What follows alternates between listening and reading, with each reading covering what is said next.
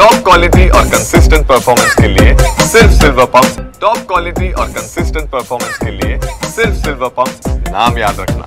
नाही, ज्या प्रकारे मंत्रालयामध्ये एक सीएम वॉर रूम तयार झालेली आहे त्याच प्रकारे आम्ही जे मोठे प्रोजेक्ट्स ज्या मोठ्या प्रोजेक्ट जे आपल्याला सँक्शन झालेले आहेत त्याचा आम्ही एक इथे सीएम वॉर रूम बनवलेली आहे आणि त्याच्यामध्ये संबंधित सगळ्या एचडींना आम्ही घेऊन बसत असतो। महिन्यातून 2 दिवस आपण त्याच्यामध्ये दिलेले आहे जेणेकरून त्या प्रोजेक्टचा प्रोग्रेस कुठपर्यंत गेला, काही अडचणी तर येत नाही आहे, कलेक्टर ऑफिसचं किंवा कॉर्पोरेशनचं किंवा NMRDचं काही इंटरव्हेन्शन तुम्हाला मदत नाही लागत। फॉर एक्झाम्पल आता कलेक्टर ऑफिस सँक्शन झालेलं आहे, मनकापूरचं स्टेडियम सँक्शन झालेलं आहे, मेवा मेडिकलमध्ये मोठ्या प्रमाणात काम सँक्शन झालेले आहे, GMR एअरपोर्टचं काम आहे। सगळ्यांना एकत्रित कुठेतरी आणा, कारण मेजॉरिटी ऑफिसर तेच त्याच्यामध्ये इन्व्हॉल्व असतात आणि त्यामुळे जर सगळे एकत्रित बसले तर कोऑर्डिनेशनमध्ये काम होऊन ते काम जे 10 दिवसामध्ये होणार होतं ते 2 दिवसामध्ये होण्याचं आम्ही, कारण आतापर्यंत जवळपास 3-4 मीटिंग झालेल्या आणि आम्हाला त्याचे पॉझिटिव्ह रिझल्ट्स आम्हाला भेटत आहे आणि हे कंटिन्यू सुरू राहील।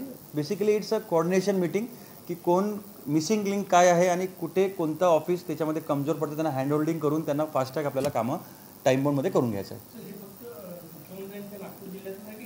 नाही, आम्ही इथे काय केलेलं आहे की आमच्या नागपूरमध्ये जे प्रोजेक्ट्स आहे हे आता आम्ही नागपूरपुरती बनवलं आहे, कारण जे माझ्या ज्युरिस्डिक्शनमध्ये येईल ते मी बनवलेलं आहे आणि याच्यामध्ये आम्ही अजून एक ॲड केलेलं आहे की माननीय पालकमंत्री महोदयांचे पण काही विषय असतात, मंत्री महोदयांचे पण काही विषय असतात, आमदारांचे पण काही विषय असतात जे आम्हाला पत्र भेटतात तेही आम्ही याच्यामध्ये घेतो आणि फास्ट ट्रॅक आम्हाला सोल्युशन करून त्यांचे सगळे जे पेंडिंग इश्यू आहेत ते आम्हाला मार्गी लावायचे आहे।